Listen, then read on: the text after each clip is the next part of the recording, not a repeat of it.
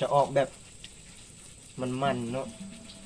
กันซาสิเมาบ่เมากะฮู้กันเพื่อนสบายดีเนาะมื้อนี้เฮาก็สิมาเด็ดใบกันซาไปทอดเนาะกันโรคโควิดโรคเบิ่งตามที่เพิ่นเว้าเนาะเขาปลูกอยู่เฮือนเขาเป็นหากยาเนาะ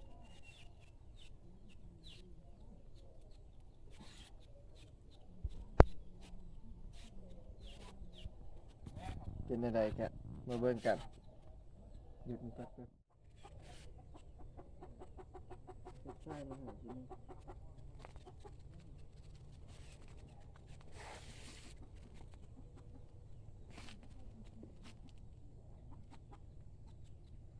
เขาเกี่ยมพร้อมที่จะเอาไปมัดไปกระทอดเนาะ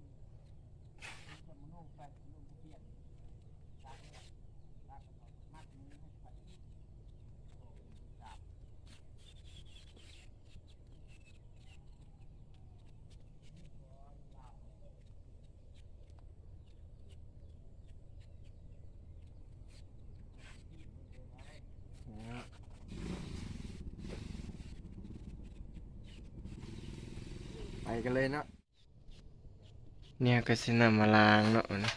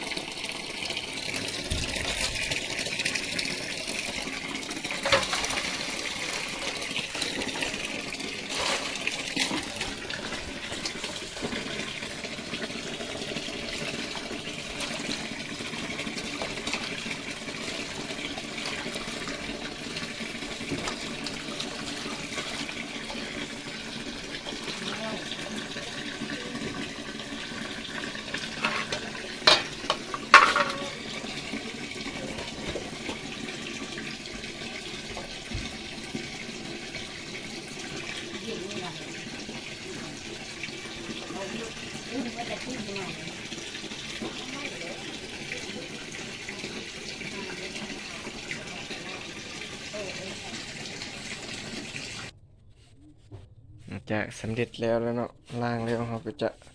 เอามาสุบแป้งเนาะแป้งทอดเนาะ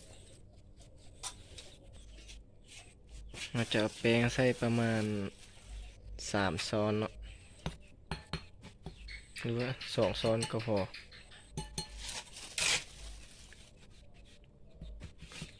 2 บ้วงพอเดี๋ยวนะครับก็จะเอาน้ำมาใส่เนาะจะเอาน้ำใส่แล้วเราก็จะตีเนาะ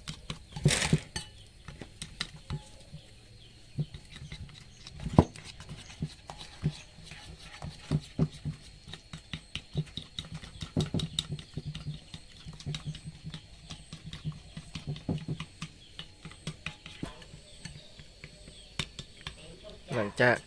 ตีแป้งให้แตกแล้วเนาะเขาก็จะเอาใบกัญชามาจุ่มลงเนาะเเอือบคีบเด้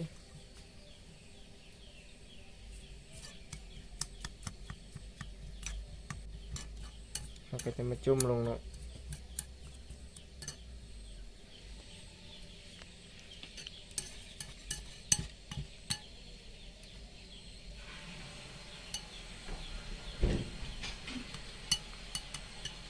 น้ำมันเดือดแล้ว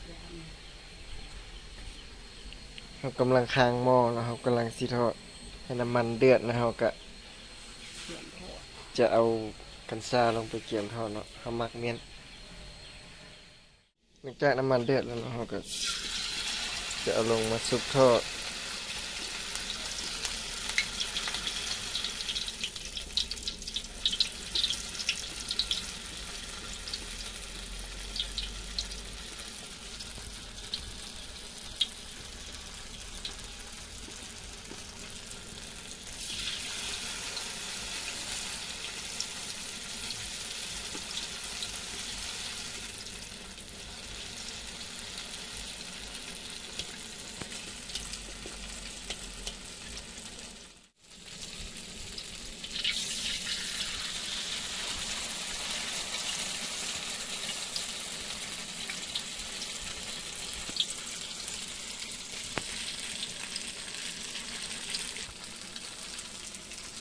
จากทอดแล้วก็หน้าตามันก็จะประมาณนี้เนาะมันก็บ่งามเนาะทดลองลองเบิ่งเท่านั้นกินได้บ่ได้กันลองเบิ่งหลังจากเขาทอดแล้วเราก็จะมากินลองเบิ่งเท่านั้นมันก็จะออกแบบมันๆเนาะกันซาสิเมาบ่เมาก็ฮู้กันเท่านั้น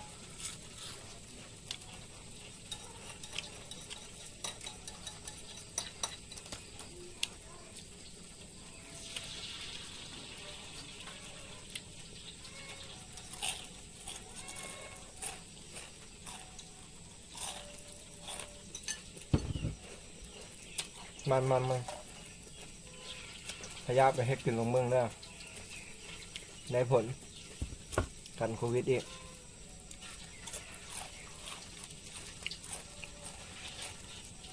มาขอจบเพียงเท่านี้ไปเฮ็ดกินลงเมือง